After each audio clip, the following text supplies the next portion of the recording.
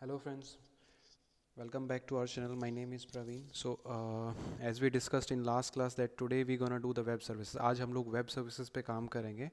Basically जो आप लोगों ने मशीन क्रिएट की थी लास्ट टाइम हम मशीन क्रिएट किया गया था उस मशीन के अंदर हमें आज सिंपली वेब सर्विसेज को इंस्टॉल करना है. So it's very simple and we have already given all the details over here. उन्हीं डिटेल्स पे उन्हीं कमांड्स पे आज हम लोग काम करने वाले हैं.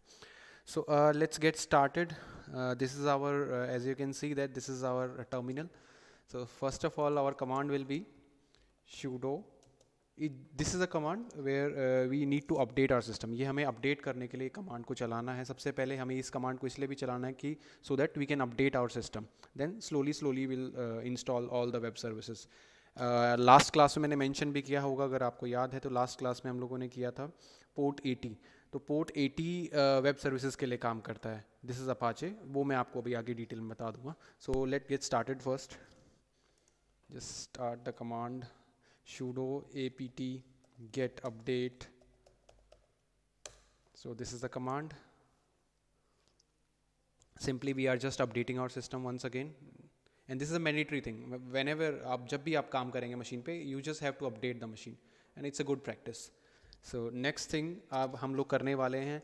Basically our aim is, हमारा aim है कि हम लोग इस मशीन पे कोई प्रोजेक्ट अपलोड करना चाहते हैं नियर फ्यूचर में. लेट्स सपोज हम लोग को एंगुलर का या जावास्क्रिप्ट का या कोई भी HTML CSS का रिएक्ट का कोई प्रोजेक्ट डालना है. तो सबसे पहले तो आपको वेब सर्विसेज यहाँ पे इंस्टॉल करनी है. तो सबसे पहले वेब सर्विसेज इंस्टॉल करनी है तो आपको apt get install Apache. Apache मैंने लास्ट टाइम आपको बताया, जब आपको याद होगा जब आपने पोर्ट 80 लिया था, पोर्ट 80 अपाचे पे ही काम करेगा. अगर पोर्ट 80 एक्टिव नहीं रहेगा, आप उसको लाइव नहीं करोगे तो अपाचे काम नहीं करेगा. लास्ट क्लास में हमने ऑलरेडी पोर्ट 80 एक्टिवेट किया हुआ है. अगर आप भूल गए हैं तो एक बार फिर से उस जाके वीडियो को रिव्यू कर लें. So we gonna just copy this command. You can get all the command from here. I'll provide you the link in comments. So this is the command. ये command है आपकी sudo apt get install apache 2. Simply apache हम लोग install कर रहे हैं. ये आपसे पूछ रहा है कि you want to continue, you should say yes. So let's wait for this to complete. ये simply हम लोग apache install करने के लिए command डालें हैं. एक बार apache install हो जाएगा उसके बाद फिर हम लोग कोई भी project यहाँ पे deploy कर सकते हैं AWS पे. So it's still in process. Let this to be complete. Okay, it's done. Now our next step is just to restart the machine. सबसे पहले हम लोग इंस्टॉल करेंगे. रीस्टार्ट क्यों करते हैं? रीस्टार्ट इसलिए करते हैं सो दैट सारे पैकेजेस अपडेट हो जाएं हमारे. और एक ये कमांड आप देख पा रहे हैं system. This command is to examine and control the state of our instance. जो हम लोगों ने अभी इंस्टेंस क्रिएट किया है उसके थ्रू हम लोग उसको रीस्टार्ट करने वाले हैं. सो ये कमांड आप डाल सकते हो. आप चाहो तो इस कमांड को डायरेक्टली टाइप भी कर सकते हो, आप डायरेक्टली उठा के भी डाल सकते हो. आपको क्लियर, आप इसका मैसेज क्लियर होना चाहिए कि क्या पर्पस है इसको लिखने का. So it just update the system. Next step is, अब अगर आप जान रहे हैं कोई आप एप्लीकेशन डिप्लॉय कर रहे हैं तो उसमें एक फ्रंट एंड है, एक बैक एंड भी रहेगा. बैक एंड में आप डेटा स्टोर भी करेंगे. तो डेटा स्टोर करने के लिए आपको क्या करना है? डेटाबेस इंस्टॉल करना है. sudo apt get install mysql server. SQL server is your database. आप इसके बजाय MySQL वगैरह भी डाल सकते हो, कोई और SQL डेटाबेस भी डाल सकते हो. बट फॉर अस हमारी प्रेफरेंस SQL server है because maximum uses SQL server का होता है. सो आप SQL सर्वर को इंस्टॉल कर दीजिए. apt get install MySQL server. So it's very simple. बहुत बेसिक कमांड्स हैं. Yes, again it's asking for our permission. And every time why we are writing sudo, because ये एडमिन यूज़र है. sudo लिखना ज़रूरी है. बिना sudo के problem आ सकती है. हो सकता है इंस्टॉलेशन में कंप्लीट इंस्टॉल ना हो या आगे जाके आपको दिक्कत करे. So it's better to consider sudo because अब आप एज ए एडमिन उसको कमांड दे रहे हैं. So I don't think so sudo use करने के बाद कोई दिक्कत आने वाली है. So this is done. Then after हम लोग कोई बैकएंड लैंग्वेज डाल सकते हैं.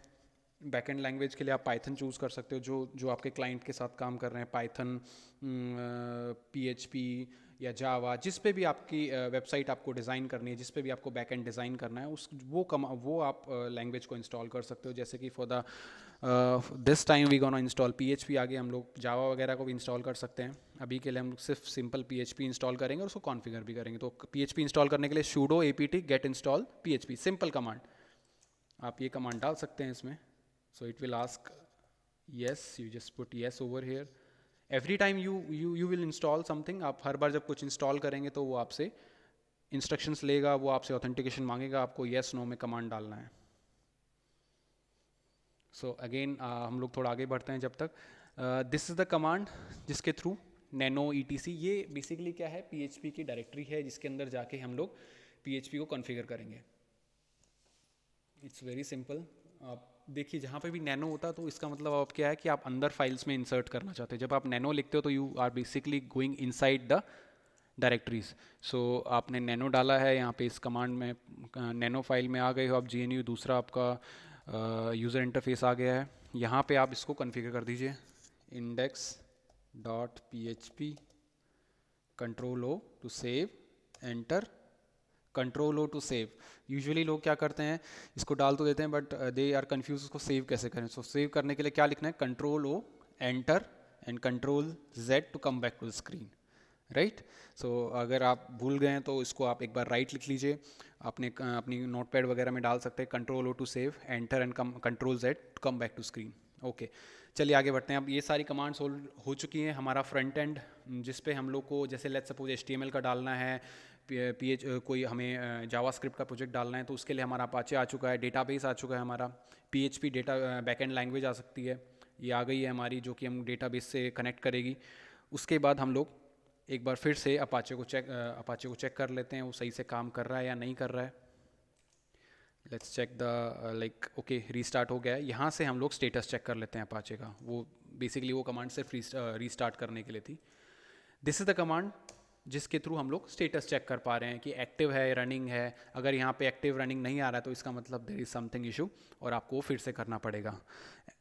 सो अभी के लिए इसको कंट्रोल Z कर देते हैं, control Z to stop this and enter. That's it. So that is it about the web services. बहुत ही छोटा और बेसिक पार्ट है बट इसको करने से क्या होता है, एक फुल फ्लेज एप्लीकेशन आप यहाँ पे डिप्लॉय कर सकते हो, which is very easy to do that. तो आपको ये सब बेसिक कमांड डालनी है. जब आप बेसिक कमांड डाल देंगे सब, उसके बाद you will be ready to basically deploy some project. Next class में हम लोग देखने वाले हैं कि कैसे फाइलज़िला के थ्रू एक HTML की टेम्पलेट हम लोग कैसे डिप्लॉय करेंगे, और उस डिप्लॉयमेंट को हम लोग बोलते हैं बेसिकली आपकी लोकल मशीन से सर्वर पे डालना. अगर आपके लोकल मशीन पे कोई प्रोजेक्ट पड़ा हुआ है, उसको कैसे आप सर्वर पे डिप्लॉय करने वाले हैं, वो हम लोग नेक्स्ट क्लास में देखेंगे. Till then bye, love you, take care and please do subscribe our channel and like our channel. Thank you, bye.